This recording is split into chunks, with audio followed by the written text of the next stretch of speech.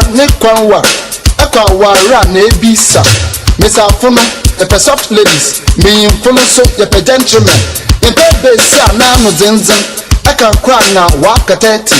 Uncle Bob say the ma ba sound zero your baby you so on page my aka ka na wa da no ko the man warin ya rabazan kuwa ware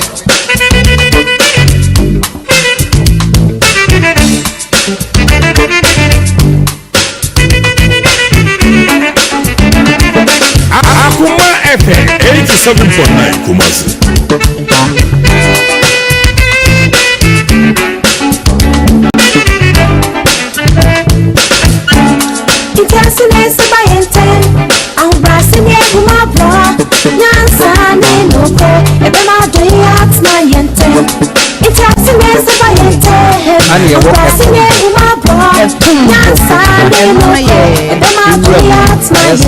Akoma FM 87.9 Ana wawura pumu no ani ewo etumuro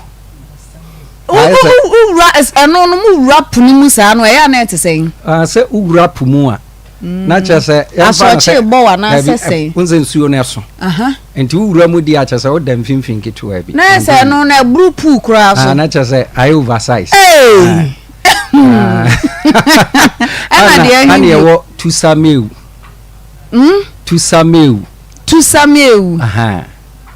eno so na de ehin no tusameu no just ate afaso Akoma FM 87.9 dedewani ani wo osoba tumuro tumbo tumoda tusameu dedewani etino chese ade ane ko eti de ehin pa na ya amope no oh de ye pe ye osode no de achimu na wish papa na ye joada o da bi se me de aba na make ana ade a eyem paso agro papa na ya wo ye bi me ye bi de zise mama otimeje style ni no otimenye san Akoma FM 87.9 Kumasi. Papa ene ni na nyina se no kra ba kope wi aso ubetwa atoro no ahurihuri ne kan kro na gina fa ko ana wasem wa wose kompo be do saade ade no kran so ye saade dada tuti me to no kitchen na me kondo amenye den Bible say me yemfa e ho nkame ho tino ba bi a agoro no be so bia na chese no shaking na se no nya oso de 9 na TV ne de eye onua ai medamu soko fe ane ewie matnasi onim se etnasi se ya na ye de ensema ensema etete na ye de ba besomo na etiefo ni ahwefo pa monso so maboa yen na yenya ano sobre anti ewie ye wo yenua be ma ba ko ofia ha ode na sem e ba betu dwa mesrawo mo ana mo ye judge fo no nti Facebook ho no okona sa wo share a eye ja wo comment wa dwenkire kwan a yenua be ma wo mfa so na ono nso so na koma atoniyem be ma memo akwaba Abrante Joe Danso. And now the only nickname. What nickname? Baby. Unibi. Joe Nana. Joe. Yeah. Joe. Omokani Joe. So we try short. Yeah, short Joe. Joe. It's Joe Nana on for the film. Memo Akwaba. Akoma 87.9 Unia TV Sunye. Area bibi how Papa. Mefa try am ovem no nkosro. Emma memevem ne nkata wo so. Ati. Esa wani abre ana wani mbre. Bibi how enti no fa vem no kasa na etiefo nso so ntew wasi yemesra mu ni twi no de aye American twi.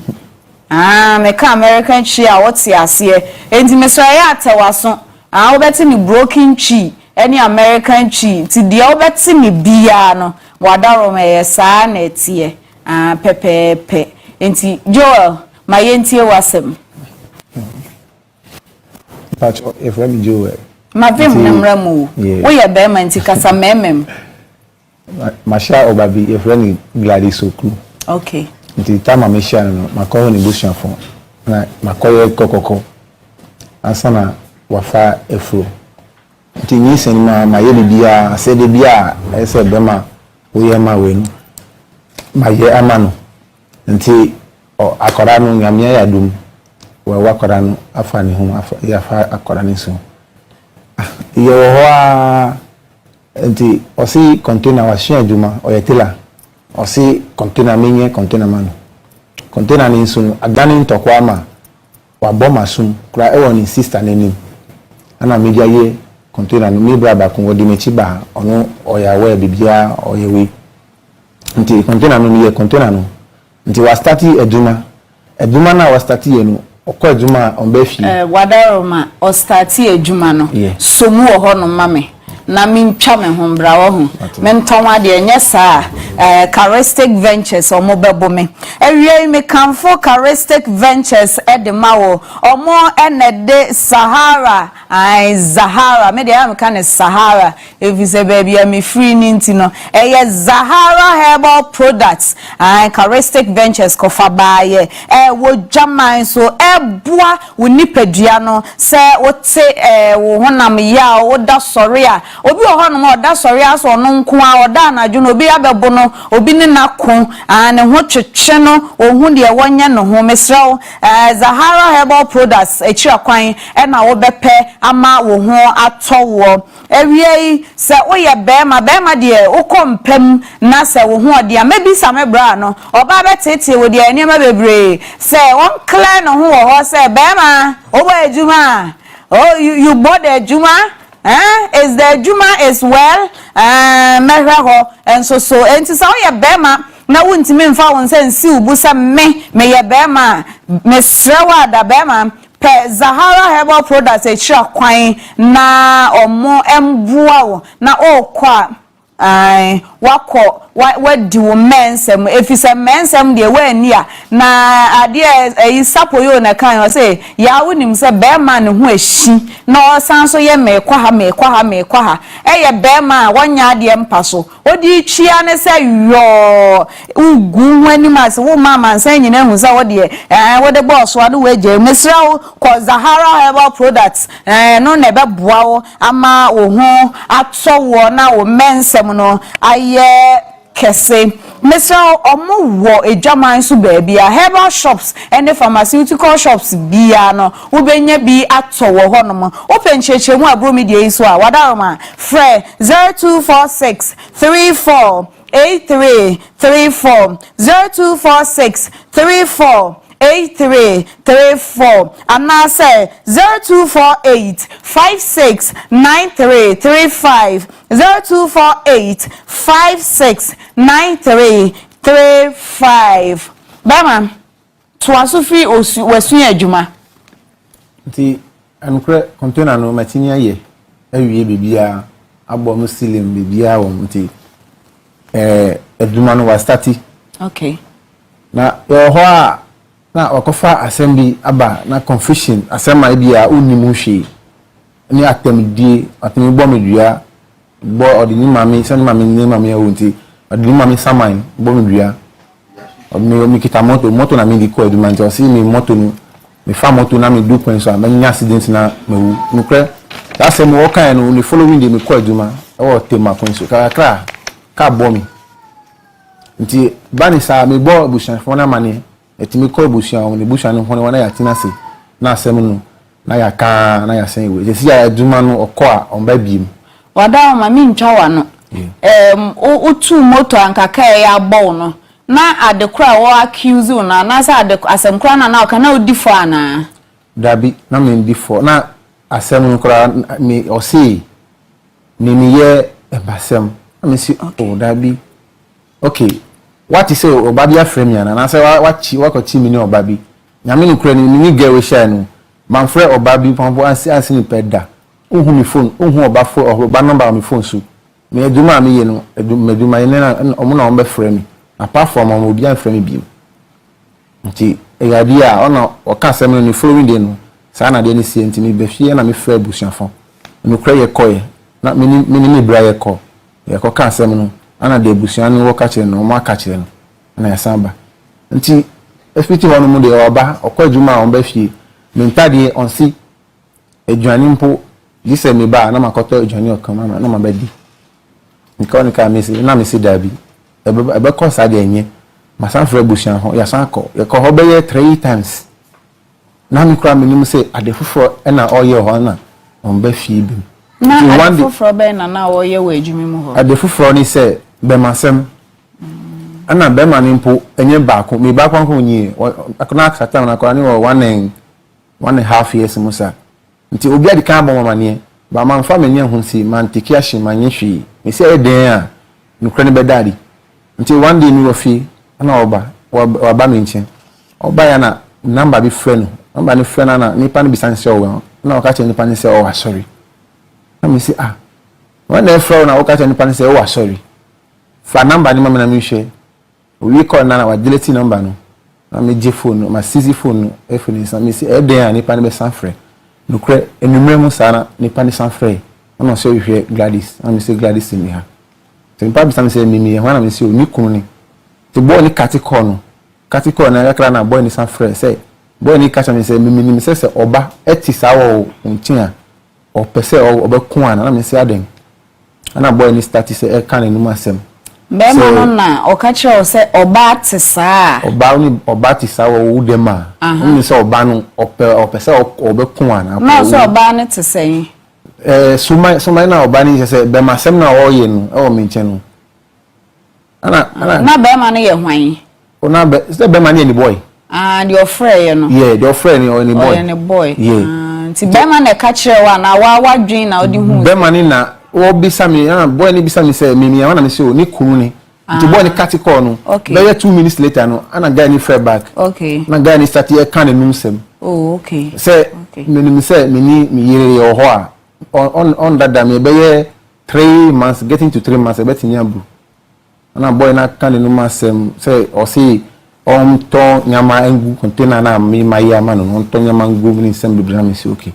enye hwe emi say on pemi onu na openti mi di ni ko na onu akofa na say wa be ware no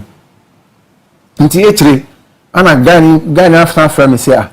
me say mi yere na san ba ni fie ho aba ni fie ba wa be pa na cho say de wa ye no mfa nche no ni say so enu de enyama asem biem nti de ma asem ni say aka say mi ni mi enu be call ni bushon fo na makoja ni kwen nti nukre ma frɛ ni sisa ba ko nti sisa ni say mi fa omade nu mbere say ye hu say emi enu ye ntimi ntina biem a mi fa omade nu mbere no na oni nana monto na ne sister no owo mu ife ahase na ne sister no owo mu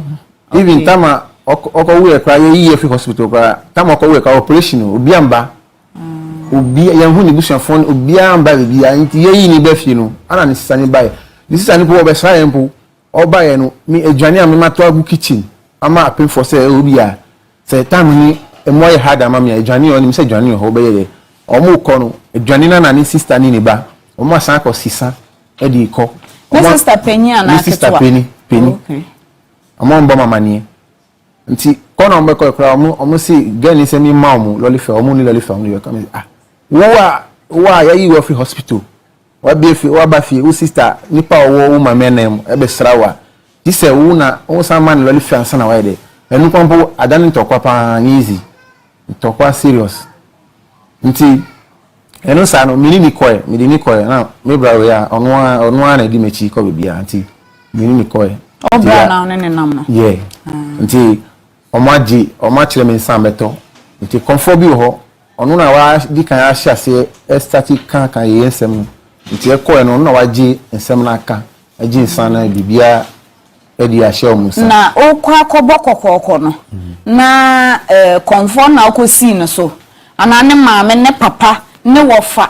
me pese me hu baabi potia wo kɔbɔ kokoko na ensam ne start say ne aware bia no ye wo futufuo wo mu a enya wo maame no papa kra otimi ka so asemesi na betu yemfo enti me pese me hu say kokoko na wo kɔbɔ ye no wo kɔbɔ ma konfo no ana say wo kɔ maame papa ebusua wofa mu nyina atwa hia na wo bɔ kokoko no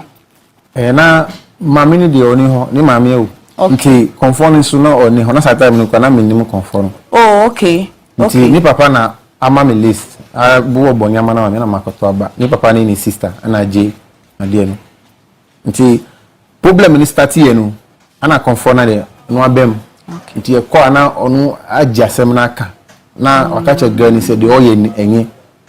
na young couple na mufutufo ene comfort no oye wo hu nipa anasa Gladys hu nipa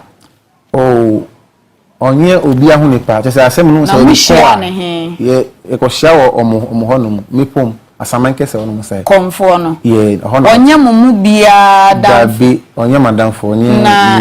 ye de na muni ninya connections a ye na Gladys no omunim no oni ni sister menim ya omukọ ni nchen ya Gladys ne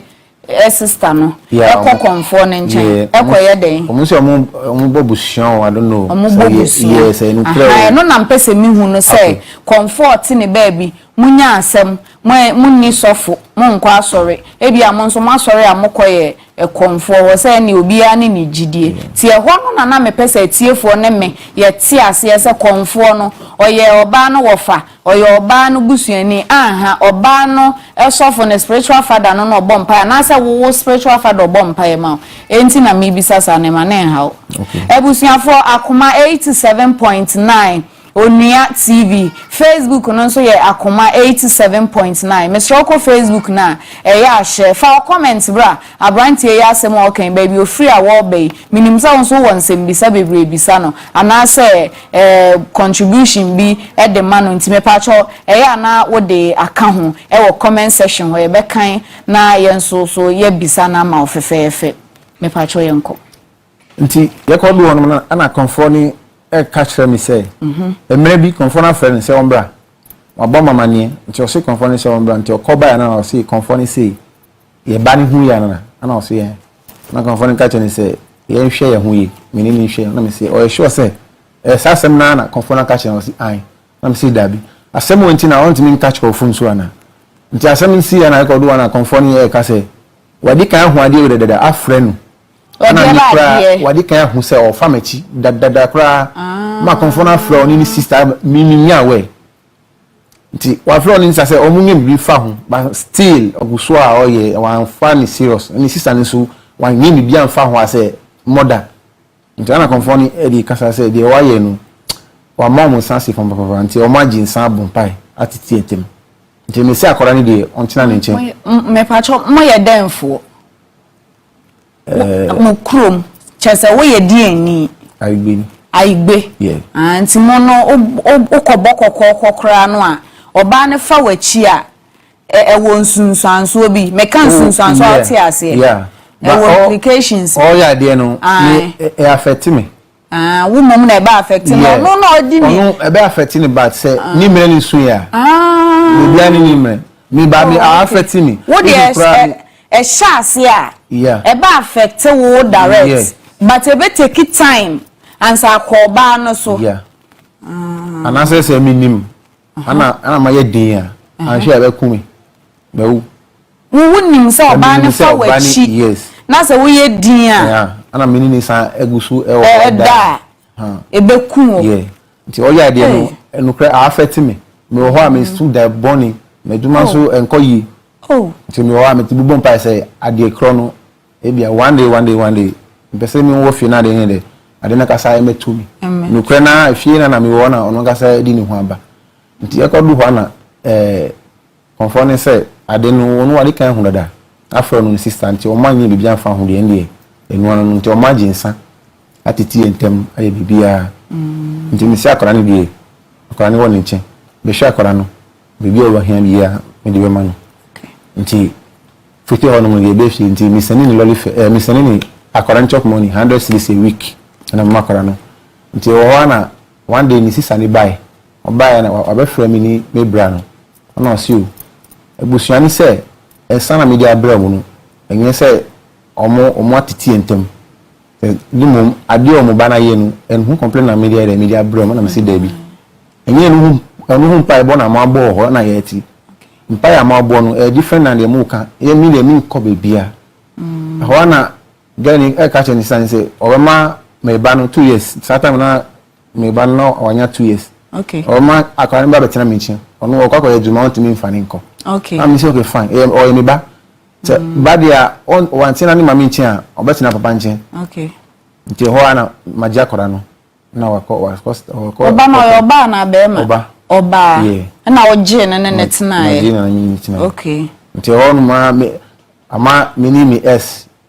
ya san kan bom ono na ahwe akora na even dada na mama jenti adada onim jenti adada ya ka jenti adada ate ase dawi wahu eja na yeso no edua na ede so eja no e ka piece na wote ase wahu sa edua na ede so eja no na menka ne sen kura no ate ase ye soja piece na e ka no onza wo so a enye den nti wo x no san ko kan de na ne esa na ne Gladys wo na ne x no so hyehye ho menini ni ho but menini ni ho ana de ko so ni na so no onu kwa ne bi won otimi di na tema na so menini gari ni hweye because aden ananti ya twem ya jai ana die nti na menini na jai kra no mama mi s na wati ase ma chechire na chen say oh si na onu na time na o baba ko aso nti mobusu ya ne say omo say o me younger man would and ntimi go for biare nti mama we ati ase nti aka me pewe ame mbe fawo enko bokokoko nti hono mu de sometimes on ti ase etimi yentokwa na wa frege na wa dina tema o ya shawo ntimi sini pant ni Nsem bebe nti ama eba ni sa no no ko hu ne pant we menim eba ni sa ama ka che ne mema de mu wo do ma ka Nsem dawe menini nti ukoya na ase me ex me yere dade samba wa me so ono akora no ono ebe hwe akora no tema daddy no kwa adwuma on ba ono sometimes kwa no ebe ji mnyama si nyoje adwuma me akora me time na ne Gladys wo ho nyina na ex na beje oniema kosi because ono on ba hwe bi dabi bra sama wo kan die na me kra me hu ase me bubefu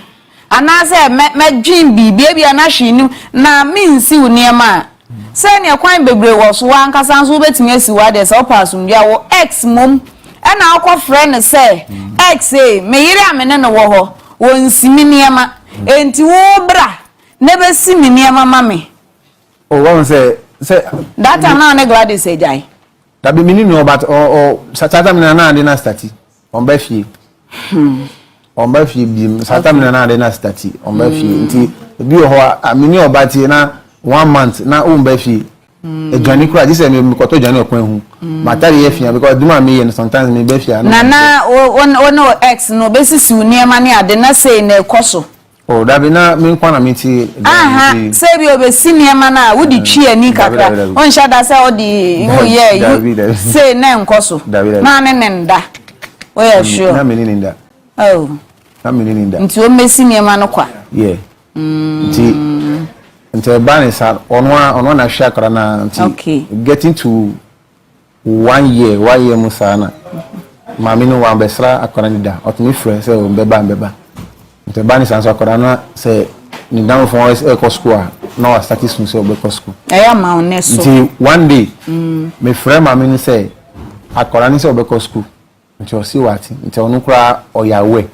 o beba besra no o ba na wato baga na senya ma bi ro support me am say okay fine who di ba meji one fan ban so ya ma sere se ni fan mi ba enko school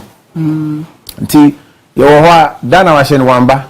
nti mako school wa ko register me ba ni di we ni forms ni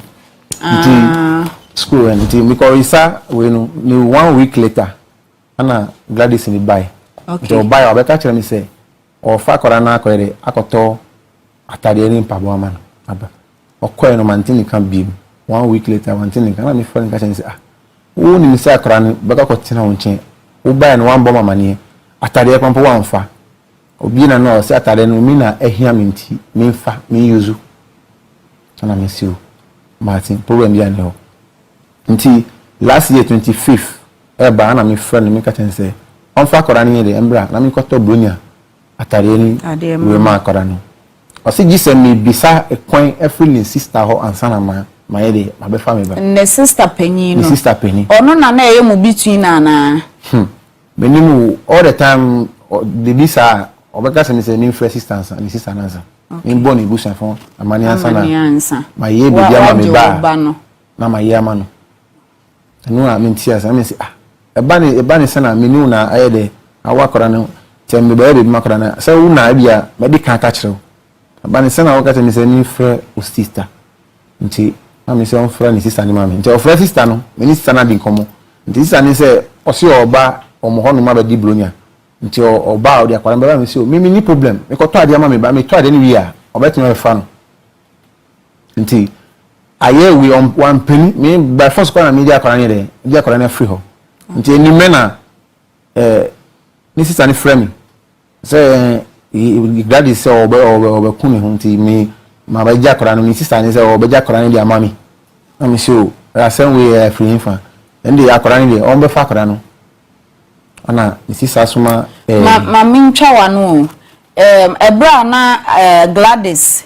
ma won ben wo ba no o pepanyi bi de tu nanim se me ne Gladys na awo enti no ma wa madaroma mon kan kire ne se me ye be ma me na me ya akwala no nso papa me wo ho kwan se me hu akwala no na se me spend time with akwala na na o de tu panyi bi enim me de tu ebusuafo ne ba o ma me bi akwala no but dinaya o si dinaya ma akwala no che mi a me ye papa no so yeah or like or take decision ebi a obeye be makana sia on kan chere mi ba se mi person mi ni bebi a onu person mi bisa kwan e free onu ni sister wansa okay but then they mama like oma akorani oba menche but the so person mi ni be mana enu na ya ompeni ana mi si okay Martin hona my friend sister ana makata nse o menina insista na kasa ana onu si o mi fa retisada mi fa akora ni nko nti obekọ a na obefa akora no nti bi da akora ni ko e makoto ade no nti insista na fra mi se o se obekun ni hu ana mi si o akora ndi obefa akora no mini ni na empre ba obefa no ko tena nti so obehwe ni nko ade a ni problem obefa nti insista na so mani ba so obefa akora ni na sata mi kwa na wakomo o mukrum nti insista ba na befa akora no edi ko nti Gladys na kasa wo bank na wajaka na man sister wo krase ho ana no kasa ba na mesi dabi o jana ma hwan ama ni sister okay o krase na mesi o asemo ya mi ti ase ara ntina wo wa fa akora no uni mi se ntimi hwe na se mi nchia na akora ni wo futita ma ye wuni ni na wan shara akora na shara ntina wo nche mi nchia na akora ni ntina e even kra o nche kra o timi yare sa o ba mi nchia na o ye okay ntare ntina wo akora na re akotina wo sister nche okra se no le mi mpani ti hona ma friend sister no se o me fa akora no me fa na mi ankasa me nyede me ba be fa no nti hona sister se mi mbla nti me ko bia na Gladys ni su bai na sa dan na mi ma me kra be sram nti mi ma me na ekoi ye ko du ya na omo si entwe de penifon wo no omo be ka kire na ye hona konfoni bai before konfoni be ba no sister na di kan fra obi ana oni nipa ne din komo o ka che nipa ne se me ma befa Gladys mi ma nyehwa mana na ma media na ma be jai no nti mpese mi nyere mi san be ja kora na asede an ka tene se asema wo ka no ebi mi hia wo nuane fufuro no de mu be di kora no bi wa afini ho mo bra peni wie no mo chiri sika mi na mi twa because mu ni bi ani ho nso mo bra peni wie no de odi na chi kora onu tese o se mi fa ni se onu o yani hunti se ko wensani mia na papa ne ere epa ma cho mo papa ba ma cho na mi na modi meni mo che sika mi na mi cho e do am wo no mi na mi cho e o mo si o ekobi mu classic ko o mo si wu a o mba ba ye o mba mo sika bi sika no wanchia o cha 2 times wajai o mo ya konta e ka wadi ni na o mo ye mi na mi cho e ansa na ikro na atimi abere atimi ayi be ye amam sanya mani na even brand kra mi nsem se na wawu o hospital mi ni ya na Gladys na tena nche hospital na wawu mi sansi enti si se na mo se enka den na ye ma Gladys ansa menim mo kan hwe nti e konfoni bae no konfoni o abe kan dia wa bi sasem dia de koso nkra de e kosi problem reporting wa bi wanka obisa ma sama mi si o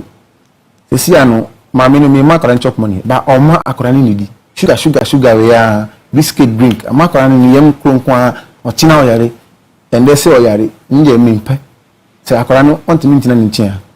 o ma akora ni de ntina mi nche ana konfo bisa mi say me the see ano mbesa akola ni entina efa potin na me so me nya anka because already makoro di sakola ni bi o school ana obefa akola no ntimi nya akola eti mi nche na watima be hwe no anytime opa bia say weekend do obetima fa no ana konfo ni say ti sa de ndi me be ye oba ni ho ade na me fa me ba sana mama mretie mi entisa na Gladys catchre wo say osan pesa nka musiesie de aba mo ntem na motena na o wanka me bisa asabili sie kra na nukra mba form na no din nya temdi na nti before be bisa beja tuma ebia na ma hu say issue no we because ade no obi ade kan ho ade no konfo mo amusi mu nimu aka kire mu mo afa ni serious ana nso no nya de na ade na nye once ana enye nipa baako even tama oni ni vanity container ni kwa timi lucky akora kitu an 1.5 years no timi lucky oni minua 9 years 9 years so otimi ya dai otimi lucky omu oto mu container ni container na naju se omu nda oba no eja wo mu no eja mu na o ato fry rice oba no apie nti bibisa mi ntimi nje eni se na no ye din atamidi ma guy ma brother ni Nsem sankanye be masem ni na abema sanka bi ambe jani ama jani da anyi be masem ni na bere yes ti na odu wani to wo ba no yeah na woni ne te ho ononga sa mi tufo adebu a wo muo ene na no de nka wo mfa ho wo ba ni nti yeah enso me masem de wo ntimi na be masem na sa nso ko fa ex sa nso ye masem that before onwa so onwa na mama makofa me yes nti wo ba no hwe ne ye na wo koje no yes na wo hu se wo ex ne betimi ahwe wo ba ne ye ana onu kwa the o hwe ne ye chen Gladys na the reason is me ni obatie the reason is me ni obatie me ni oba na tidem na me ntare efin egu ho ejani mpo ti say uko share me fa ni say from Ashamana State to Malejo say kwenshira wasa utimi share ho 1 month ebi o white mi bu me bra ni oni ni eye we ni container me bra container ni otimi share ho ntimi mintimi na yi kom nso do o say enu ni na yi kom do kakra na me no tinkran ya na 1 month unya bi mfa wanum na nso wo ho kire kakra mboa na ya say ne o ex mbesisi wo ne mama o dabi se onu de nyamani die onu obesi ni ka even akorani time akorani betina mchen kwa onu na ya obehwa akorani wo hu de nti ami bi sasa ne se emma ye kire ne nan na ade a ye mpekura ne se minnim menji wo de ni se oba no kwasem se oye mma asem na emu mema ni bi wo ho a se opene bone adia na se ope obi ne na atwempena osmu ade na wanya accusations bebre di ato so menka said ye wo kan obua na nso so mente Gladys de no minti minyi wuni wati ase na oba bia ebe ye oba bia ya se wono wo ho na wono wawo wo ex no pena ka wanya na mefame wa mane ko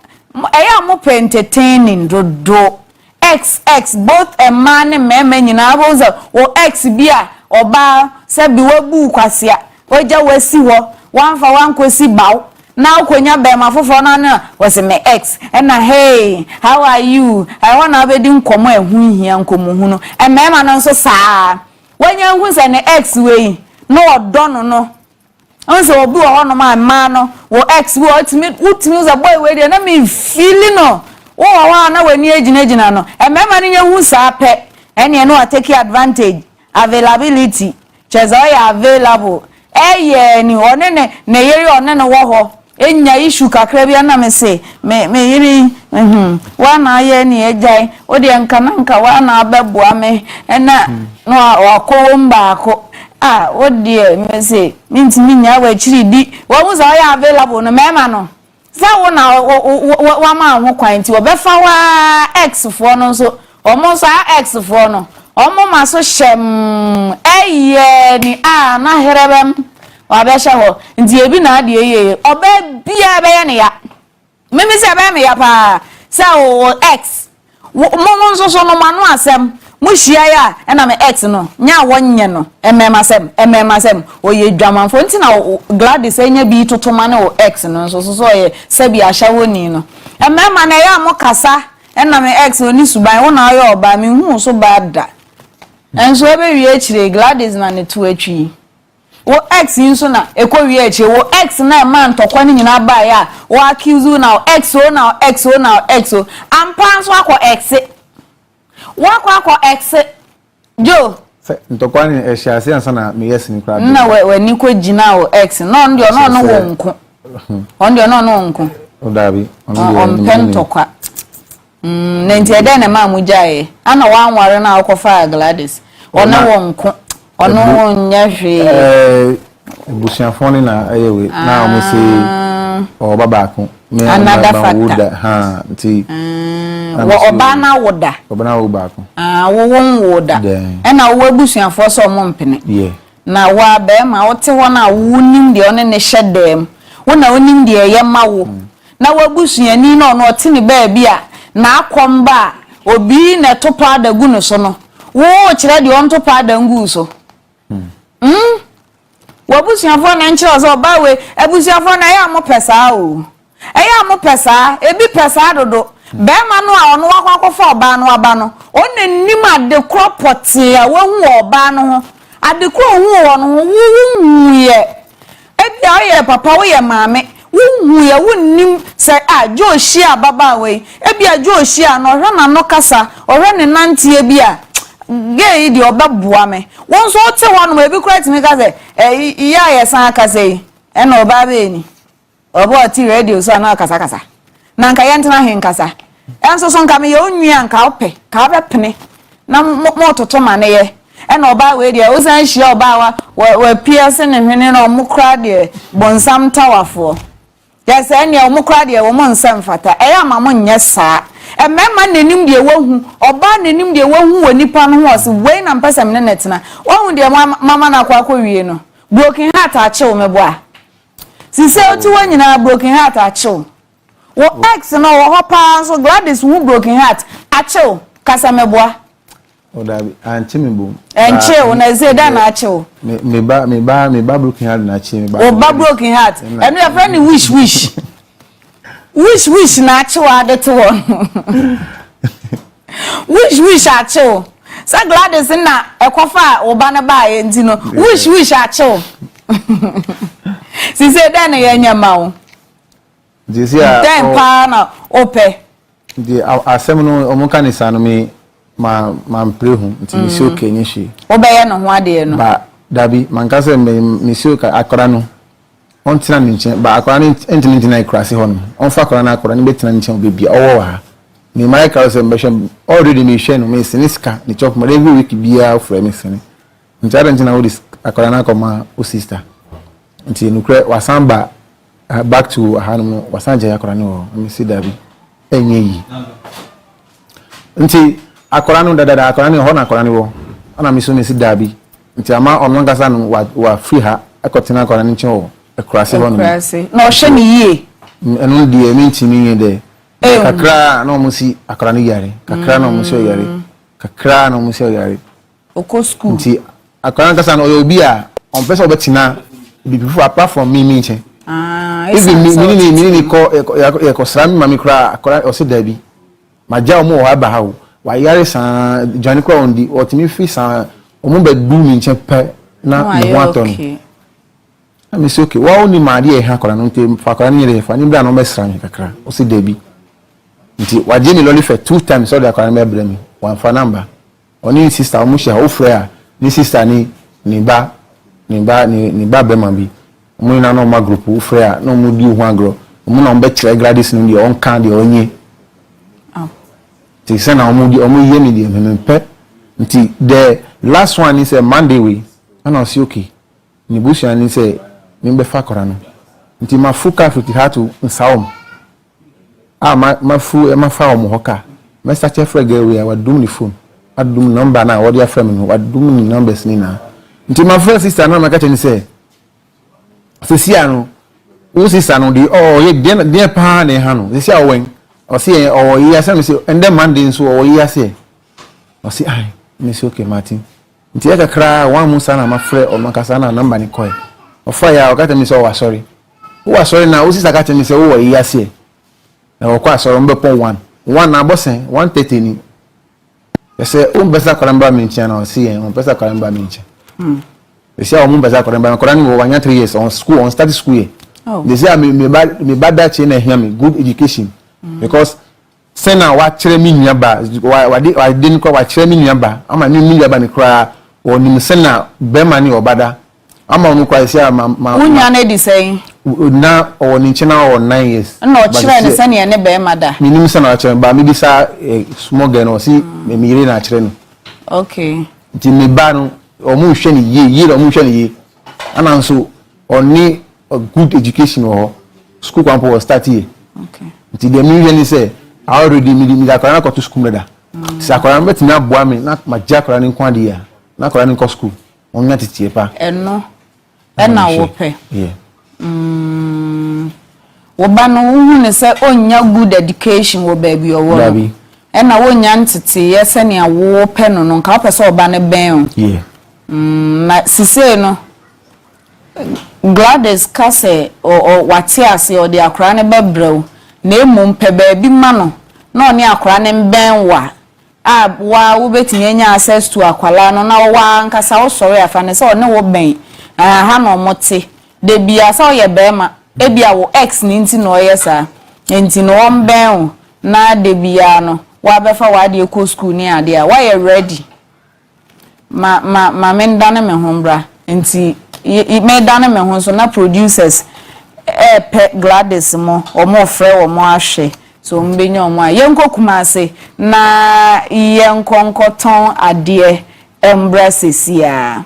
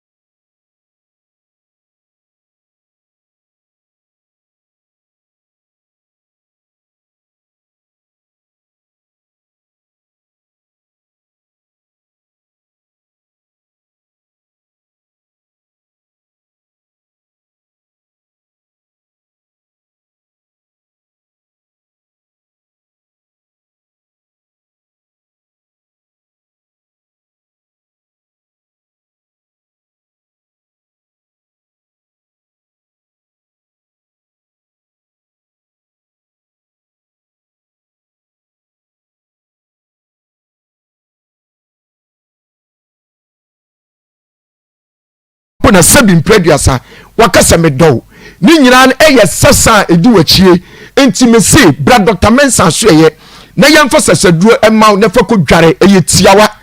na wonim ewiase bibia wo na chiwade bibia wo na kade sa wo dware sesaduro ya oyo oba oni bema nyanhyiamudie ewo mpaso tie ni ye oyo oba oni bema nyanhyiamudie wo mpaso ebiam so oyo oba no abunsa wontimi nyare sesaduro ibi ebiam so onwe na mono sanso na wo ye bema so a onwe na mono wontimi ni oba enso nyanhyiamudie ewo mpaso ade bia na emwa emakwa mu na ho no tie enyade a wo ya ebetimi amakwa mu ada ho amawo ani ti Dr. Mensa si awiami nka ncho se sesaduro na matene nka no wo toni ayento wadwuma sem uhunu so wakwantuo uni favor onko aba bia nipa wura ya gi o mo fa so no onko abekọ ne apamo eye sasa ne di wachie ani ti bra Dr. Mensa ya so ye na yemfa sesaduro enkan na fa ko dware ubedware aduro yi sa na wotwe enti saudi akwasi atie saudi akwasi ubedware aduro no memene da anwumre anadwodu mienu na abɛhyase adware aduro yi ubedware ne saa na wotwe meka tro so dware aduro ni na wotwe wi a ekwamu bedawo ekwamu bebie enoma a wotɔne ayento ye beto aware na wokɔ na yebisi basa no ebeye yie sika to nsem ana ahye no sika no begina we de anya so nsem na aye sone yo Dr. Mensa se menka tro se sone ye bia nu nsem bra na beji sesaduro ne fa dware simple abusuafo mu nim da bia me ba me ka yare bia asem me si nipa mienu pe ene timi ka yare e kyerɛw wona wodo ene de otawo sebi anum kankan obi a wanum yi nka me sewa abo modern se obeba Dr. Mensa ya so ye ne ye bemba waduro ye de aduro no kawa me ka tro nansa so pepepe ihyiala ba bia anum kankan firi bia no awe ebekɔ me so men chase anum kankan emfere wababa ya wo ye anum kankan emfere ubabuna oye eye yare a eguni panimu ase entimi sew obi a okasa wanum yi nka obi a wokasa sabi utise noma bi firi umu ba sabi unwansi a unse noma particles nketenkete bi eyi firi hunum da Dr. Mensa so ye na yemfa aduro maw na ko yusu uni ya aduro a ye kan wasem ni nyina no ye delivery ba bia wo bia ye de aduro no betimi atoawo na fe ya cho na akwan ene na kwanche no wafa so aye aduro no Dr. Mensa so ye ewo kotwi Guinness Depot ekwa na Dr. Mensa ya so ye kese no ewo Dr. Mensa ya so ye no ewo kotwi Kumasi kotwi Guinness Depot odo ofaka ba bia obobia wo so besi kotwi Guinness Depot enkran so ye wo Madina Zongo Junction ba bia Honorable Akompa ko Canada Japan na bronsa kese no wo no Oman FM edan kese no mu no ehwo na Dr. Mensa ya so ye no so ewo meso bamodin se wo pese oba ya so ye anasa wo pese wo frɛn a frɛn ewo 0244 921269 0244 921269 anasa frɛn ewo 027 1173551 027 1173557 551 anasa safe yadwuma mu lai 0532 928095 0532 928095 emema na moto kwan so abie no bema otukwan bia ema obema yo no ekofom esi ni tiase mesro bomode se obefra ne ade aduro bebrɛw na mfe ya kye okwanya obefa so a obeyusu aduro no mesro bema de eso otimi ye bema mo apiaf ma oyere emma mo ene yo adwuma a wo ye no mesew munim ewiase ade ehu pa ne se oba wo ba na oba no be ye tosom eni ti na Dr. Mensa se usan ya ho a obi a ne de hye enum no bone yenyi bi mfimo yesi enuboni bia wo de hye enum no meso bomodin se obeba Dr. Mensa ya so ye tio men troma noma anyu nsam se ukuru na enum no bone oyere oba tese o papa o maame titu mu amu wa kontum no momodin se mo be frɛ yen obi a de hye enum no bone bia se waton emuntentai se ogye no ho a enye me so bomodi sa obefre Dr. Mensa ya so ye no me se Dr. Mensa ye wo kotwi Guinness Depot eho ene ye wo Sanfrey Dr. Mensa ye number no na yemfa aduro bi a wuhia bia se eya awo se ye prostrate se bema sabi oda na obi no abeda me se eye noma sunsumu yare noma bi ne di wachie enti bra na beje sesado no bi dware yare bi a efiri uti so ede kosi unamuro mu no Dr. Mensa ye krado se ofanya ye de eho aduro bebrɛw ne a kiro na kwade ene se de obesi aye no enti ji ya number na frɛ ye se CI me se wa frɛ ye se CI awo number we so 0244 92 1269 0244 92 1269 and 027 1173 551 027 1173 551 and I say your wadwum number ufre be fa ye no dim komo 0532 92 8095 Miss so Dr. Mensa je munim say yare biara yare bia eha bia no Dr. Mensa aye krado se obaya so ye nko ade a onyame nam Dr. Mensa so be saw yare madin kan mema na maye mre no enukreni mema bebre ne na mo dress kama mema bi wa hye coat pa no ho fe pa enukreni enso aye mre wa yokodo to bema de enukreni oye mra ema oyire emu ewo mpaso bema yeso ho ye den na unim bema so ho be ye den a efi oto asinchi no otu asinchi no ene koso obema yenum na ma obema no aka atwem otu kwan no aka atwem bema bia wo no oba di ahyiamudie wo mpaso a aya ahwe bema no oyire ne to tieniye bema wa anyere otu dia na otu no ekwan da otu aniti bema bia no oba nya ahyiamudie wo mpaso a oyire ne to na ne to kwan no ayere dendende na mu ayeden ni nyina nsese bema wo ye mbre wo mpaso a bomodin so obefre Dr. Mensa ya so ye na fe ye di adura braw yare no ba bia yare no hyebia munim se 2016 Dr. Mensa ya so ye enenya best stroke herbal clinic Dr. Mensa eneni nei obi a stroke hano pa man stroke obi wa ni stroke no wona adwin ya Kenya wan hwe ye de ne sa dako no ati asi abontene mesraw wa stroke how afi onamu twetwe uji wa enye wa afi uda uhunu so enyema ne udi asie uji hu babia enye oba wo kwa aware anu wasan bawachi mesi bra Dr. Mensa ya so ye na yemfa aduro nkan ji number no sa bio number no 0244 921269 0244 921269 and yes 027 1173 551 027 1173 551 Dr. Mensa Dr. Wonder Dudwana and na omu friend Semenshia if you say we as do onim to no ene de ni gina atweno ano entimi kan to say sasa na edi wachi no bra ya so ye ana fra ye na yemfa ahama ene dunsini emrew na fa dware na uhunfi na uhunte mobere edru mebi anananom ye nananom wona wosum nananom no edru mebi ayese ye kwa kodwira wo won ye kwa kodwira ne sen wehuni ekumabo no ne de ne mogya na fa ho bomodi aso bebe ya so ye na afi ya ma ahama na wodi akodwira ho na ekwan mu ada ho gi number na afi ye nsore number no ye 0244 92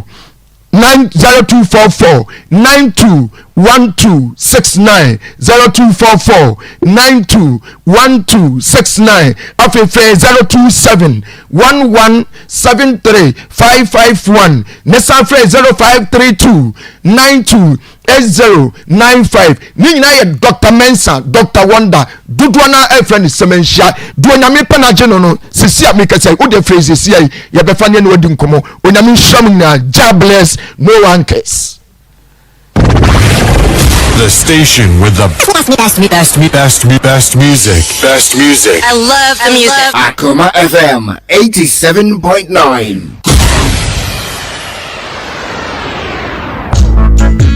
middle now then I want to wa wa yes still ono Akoma 87.9 Onua TV mato 3p garlic mixture enti bi ansa no before ya ne se wada se wa 3p garlic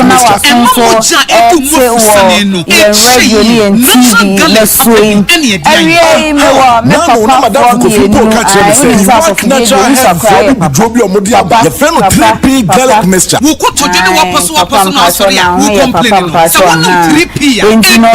Reverend George General Overseer Redemption Pentecostal Church pharmaceutical shops and herbal shops in Kumasi. Misty Herbal, Herbal, Herbal, and Angelos. Fred Piwak 024-89-288-24 and 020-100-0021. Osapa Siu Apostle Samuel Osapa Siu, General Overseer Salvation Way Family Church. No so ewa ahanu say papa mpacho mo akwaba. Mpacho na promote saying. Reverend George, my member also abrante ya some okay. Wadun chire kakra ne say. Nanka me questions kakra nana. Okay. Nanka me questions kakra, but I don't know whether or back because back. Yeah, okay. Questions need two. Okay. Message so be try to. Okay. Because it will be very key. Ewo kwan a obefa so enya ne ba say asumdwe beba. Yeah. One, why am na witnessing knocking no on the side? Maybe no. Okay. Okay. Say omokoye separation no so no. Why am na witness that separation no? And no see one thing. And then Jewel ono wa hantino ono ne de na me de be ma no. Yeah. Because he intie Gladys side. Yes. Inti oya ewe na ase oya ebu atemchi akakra. Yeah. Jewel is indecisive. Kakra me hu ye. Nsem a obisa ne ade do. Onye obi a oka asem na ogime echiri se de me pese me ye ni. Be ma nso de ye hu sa wo ho a ye be fa wo so. Not take advantage. Yes. To me, and take a decision say, I say, dear me penny or pay on your cano, which I know say in Trocacrawum, say, and Tokwane buy and or call friend ex say umbisia dear. It doesn't come in there. And Maho, into say, me dear me when you say penny story no. Mobi man in Sibone, penny story no, say, Samet here dear, then. Gladys in sister who say, "Oh, you're very soft," and they can use him and milk him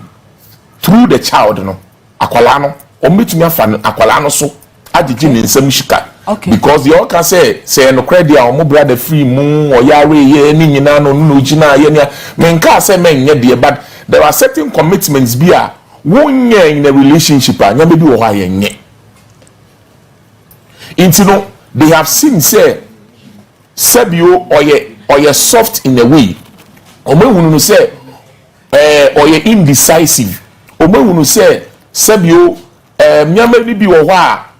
omo de afa ne so ama waje atumi ntino se glad say ye ne o ye na blame no fana no me de be ma no because wa mama hunu per this interview say ontumi nkasa se be ma ontumi nsinibo otieti voices outside. Gladys nso ewo controlling factor bi ewo na brabo mu. Gladys nso ewo some controlling voices bi ewo na brabo mu. And if you enter into a relationship with that no emwa. Iti nana meme de ene say omo witness say knocking no. Omo ko witness say separation na ono no si mu pampan ko say mempebium mungu no munye ni say no ye another thing so ono no ko ye there it doesn't hold water. Okay. And carry weight but say wo nkrofo ta wechi a ho na obe use san nkrofo na oni omo ko ye na then family to family no matter na say because the all say ena konfo ne ba na konfo ne be ka say ena onye ne ho ade no me madwene me bu ni say ono nko anokoye ana ofa na damfo bi ka ne ho no mokoye and se wo kɔ ne saa na wenim nye dunti ni omo pɛ no mmeka a kyerɛw se be ye ne ho ade ansa no mo de akwala na ma inti no there is a lot say ye nua jo wo pɛ ne ba na e wo se oba out no oma ye hunu mu yi na ohunu no so oye bema nso bebe yesi bema nsi so mu ansa na waham okay Malaka 2:15 na o say ni enti a ewade eniku aware ho ne say ne be ya we will bring up godly children and kola nyamesuro wogomu no separation bi sa abasa na ade ba kwa akola sua ye ntro okay because me ne me yere a separate na me baba me ho a maybe say na mama ye den oko a ono so beka say na dada ye den asebe ni wokura na akola na isua I think say beba ho nti me the little me person me put across ni apostle one team be say me pre me be apostle amen me pastor onso waje nhire say like said me bra kan ya no okay me wo a question bi na say be bisa say adentina awofo no air pressure Joel say ye oba no hode ansa na mo de akola na ma no error papa un say ebi wo ho ya amamre ye nuanu musremfo meme yesrem ni na sremu miamia bi wo ho no mo a say woni obi wo woni bema ewo anasa oni oba wo na wa anware no na wo ko ware a ye wa amamre bi wo ho a wo ye ansa na wonya right to akwala no nti eno no na ya na omo friend so obo ba ye no ho ade in the form of say ubu ne kwase asebe nti na se wo ye no ho ade ansa na ya ma wo eba no enya sa na be ma foforo be ware na owo ho kwan se odi ne din to wo ba na wanye sa amamre no so nti minim say you finding out free job baby o free no ni ehu se omo so sa na amamre ne ti ana se ebusuafo na take advantage of him unim say na branch ba ko ewo nkrofo nzman nkrofo na there was a problem bi wo ho no mo branch bi a waware a o met dagati fo na pe de o chere me no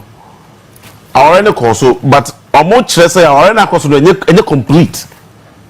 but omo da bana ma no ono ne nkotena but ade bia na omo gi no ne bo odin no so don fa no nko na da chi bi se ne ho so no so a onfa ade ne mbra iti ema say bible kan say bi o se fapem ne say ya de not be ye iti aware bia o ne fapem se me hwe asama Joel eka ene de okafa garis ho na utumu se omaware no ne fapem ne nye enya aware po in the first place fapem ne nye if you say trust them no kind of 1 Corinthians 6:18 or say boni bia nipa ye no eni nipaduanim but Joma body ye oyi oba o de say nipadua no eni nti no pon hihye no hihye say anka ete say be ma no ye oba no ho ade visa abada na Jacob opeso o ware Rahel no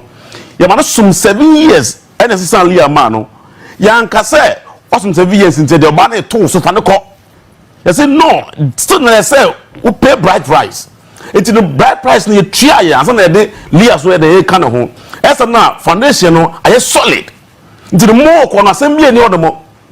now our marriage you know, is open to demonic attacks omo relationship as almost name no if you say be man your bati na enya aware no kenya aware o ante anansa nesa no kenya aware because the minimum no fantefo no kenya aware agbefo no kenya aware all the tribes of minimum Ghana nyina no kenya aware it is a our phone say okay knocking God is only Joel and Cotton in the first place na a mistake also ye knocking na banon so bem enti na list no Owusuaa o wana muntu mo koye no ho ade that is what that's the problem pastors are dealing with and near so Juma so for always be an ba ni ma ye try say be solve it say be ma o koye knocking near list ni mawa ye fa ba ni ma knocking on simply means say abeto ne so bo nti wo ko boa wo ho aba be yusu oba na mamre dia ware oba nako enti knocking now why you na at least that man I don't just say oba why no ho de it is a why knocking na say family no koyi wani family ne say okay and ye hunu say okobo ho na bra na oba de wechi akọ anasa awofo na hwe han mobile de chiakọ na ebe pie mu a in the first place no eba na joman ba papa unhu ne say ye maame mo ne ye papa ne mu bi wo ho a omo na ma we si efi say ye nya hu sa wonne be ma bi wo ho no ma wa ba fia be chia ba ku mienu bi a na omo start jeje ne ma wo ho especially ememo omo nsem egu no say oh ene wa ba fie di aso we aso monko aso manje sa papa yenya Gladys wo line so ye ne ntwetwe nkomo na afi no ye kan ye hu sanya ye besi aka ne ye Gladys mema good afternoon what to say about you also boko na baby no what to say no you na unim Joel but minimum no na unim no kwan ben so mi kunu oye wukunu na eden na asifie eden na aba me pato na menene na na tama na me wo menene na na wo okay me na me ti obi nten na me ti ejuma na me pon me hu na me pon me hu wie no hu me no so ni me betina na ni tempa ti ba be hu de se no me ne wote wa ko fo ba ko so na wa pamu me ti e gan ya me ni wude mu na wa pamu me fi de se o pamu me no kontina wo ye ma me a me ko tina mu no so be pamu me fi no wa ti akola ni pementa eto akola no wa anu o sha akola no so akola ni jale ni na mi a atale obesenya na meto ko obesenya na meto eto sha akola no na me ti ho no Gladys on sha kwala no kwan ben so na ofa pamo wo free dem ho efisa wona be ma na te so obo wo knocking wo abusua mu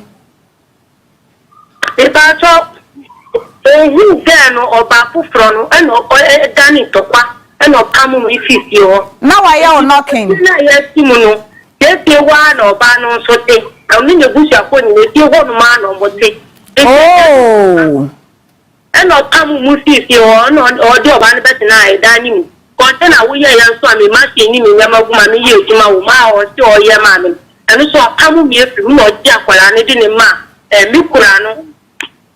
enti ni na ma na wo na mi wo operation o mo ye mi na ma mi ni awon din bi ajo di akwala ni fi mi tade ni ma mi kura no ete mi wo akwala ni ye tan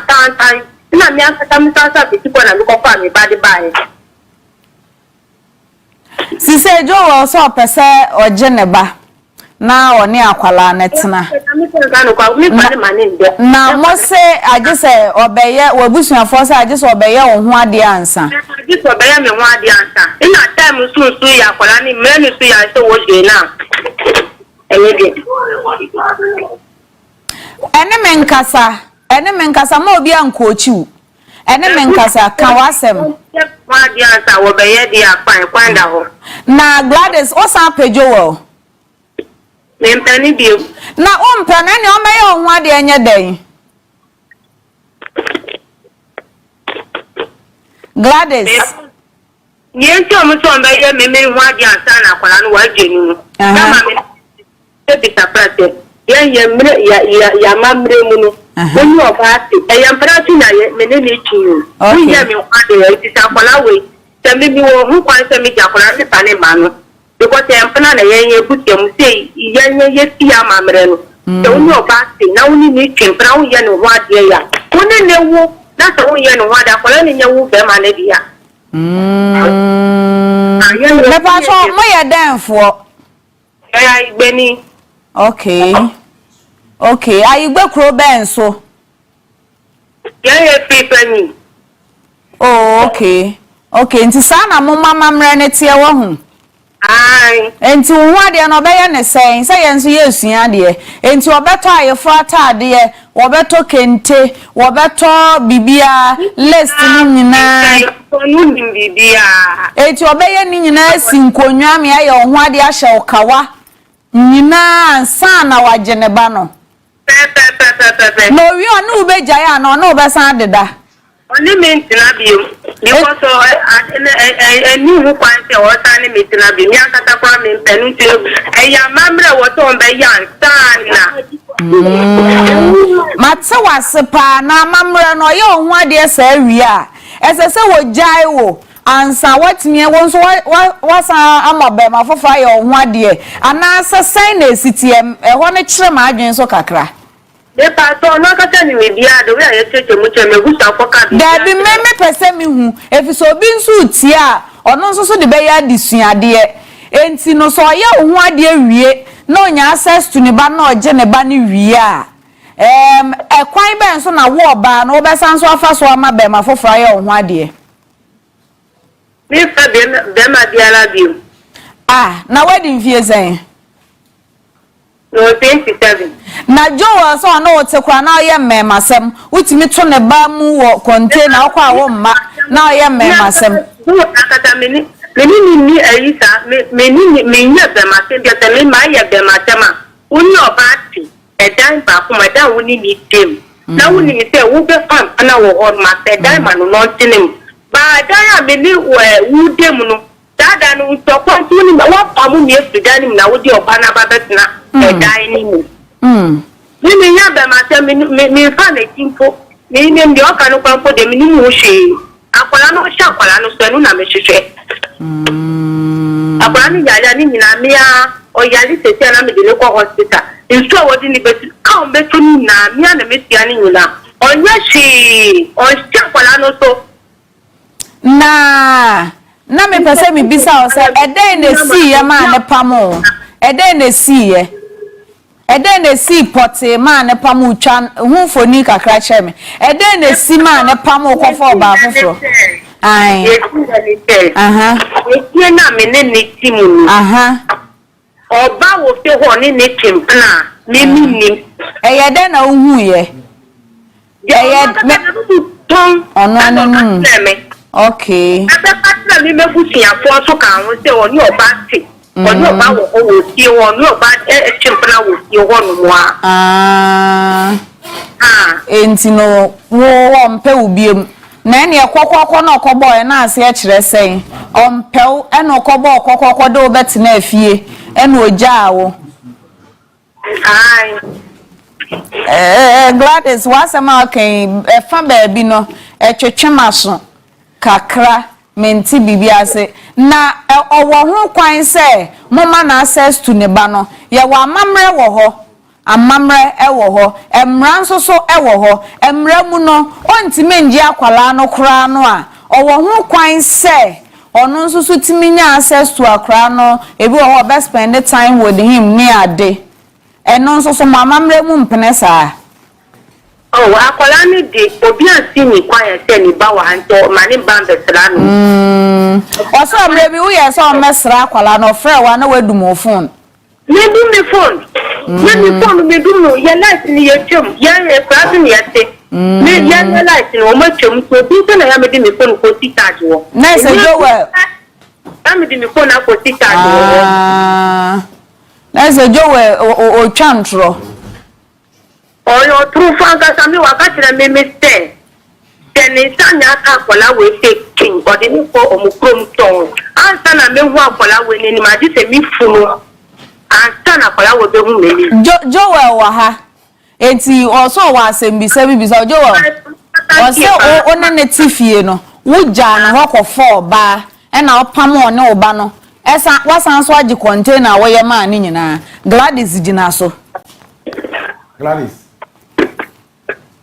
Gladys. Meteo. Edison. Yeah. Okay. Dabe potina me pamu ni oba no. Wa pamu me. Papa ana me say akola we press ni kuta akola we bana 1.5 kwa no nya ya sana wo set abla bonate. Wo tia so ni me ku chopa wo ba ho. Okay, me pamu wa ebanisen na ye ko hia obusuafo ni ho no ana kofo ye fenisen rasa be ka asem no. Me pamu ebanisen na ye ko du ho ana rasa si mi be yo omu jensan e bompa ye bibia omu ko du ho asem be na omu kan. Se nkwese me pamu wa nye hwe ye ko du ho no mu no enye busan asem enye busan ko na edi o rasa na abebe ka asem no die poti na waye na yebo hia o no ka se me ya chawo ni so na woni na aka wo me no record no o boy no no record boy no kan kam and then they kwa me pekwa obetimi abaha me pekwa obetimi mama na abaha waye de na yebo hia o ho me mampam yebo hia o na asem be na yaka wa pamo mi a ka won twimi be ma me busa fote nka mi biom na we nyo ba foforo na wo kura meba Gladys eya no krase wo fam pna ebia chese jowo no wanya Bempah kro number 1 recording wa ha nyina me pa so me fa ne ti onu no ko fo ba no no edani to kwa no Bempah no recording wa ha nti yem moneti ana mo be ti nyabo na ebrebe na ukoshia sa Bempah no pato se ebrebe na ukoshia sa Bempah no me pato mi koshia Bempah biara e onu no ka sa ntu de onfa na chi jo our voice no wa ha yeah nti ye bebo voice no na etiefuo ene wa nkasa Gladys nso one nso so what be Gladys si say Joe opeso ohun ne ba no ye be ne dey opeso ohun ne ba no ye be ne dey so ohun ne ba ne do be ti ya be tranu e kwanda wo so be ba be tranu sa na oba ya na wadum ne ye e kwan be na obefa so so be ba be freni oni mi ti kwa oni baby amete okay na why you ready say oye ohun ade no a mode akwala ne be mana na ani oye ohun ade nne wode akwala ne be mana china onya sure say mabomutiri mu sam be bo ne kakese bi a wontimi ndua ya bo ne kakese bi ya ade no ma troma ne so ombra no be ye no ipa no woni nchen ndiwa wo kaka wani mo bebo ka be say Pato mi de minimo. Na oba no ko school. On school wedi mfie say. 3 years. On school. Dabi. Okay, na wan kasa wo ye de adwuma. Okay, o so pam ade. Na se wo pam. Teti anu, wa pam mi efi container ni me se machine bi bia ka container ni. Okay. Enju fa kwan be nso na oni akra no mudidi. Mi sister na hwe emi Papa, Gladys was we be a wo asembisa bibisa na. Gladys. Yes. Bauchu. No kasa no bo sister bi din. Say ofre wo ka asembi a kire wo say onfre wo sister no. Sister no Ruben no play wo akwala na brabum. Na etisa anso ni oka na etisa say bibie ni also onfre wo sister. Me si bibi ni a onfre me. Adan sinti na me kata ni si na bibie ni a me ma me sister Chibi. Ye se bia me ka wo nu nati. Bibi ni a me so onfre mi akata na makata mi sister. Ojina me se ontie bi because ono oka se me dade beti no asesa na no. Enu ti na me so me yesa. Gladys, we dey misre wo. Wa hu mienu na monya mo ntoka na mo ko. But they say no, me personally me how ne say akwala no. The innocent child that only bibia mo ne na ba asase so no. Ono na se wo ba bebre. Inti wo makoma be kosuru biare mu no. Me kakra me ka kire wo ne se mesrew. For we need to akwala enim. Akwala yi wo school e wo so okọ. Owo no ane bre opese obo. Mu na makoji mu ni. E na moya ma de na mo se mu nye biom. Fine, obi enforce mo. Ba mesre Gladys. One kasa eni wo busuafo no so nkasa. Ne mo ka ne de ne kwa so ano no. We need to define between was a munu kwasiebuo ene oba ho adeye. Kwasiebuo is different from oba ho adeye. Ukasa okoya oba ho ade a na chese o fa no e de na ko fie. Ye wo kwasiebuo ma de wo ho papa o de mesra wo mi ntwa wa no o bre ni ntie ho na ye me de wa wo chire mu no ye me de pa enti no ye nko papa ho ye bre ni ntie afa ye ba na watimi a chire mu na ye ne Gladys awie papa bia wo nso wa asem bisa bi bisa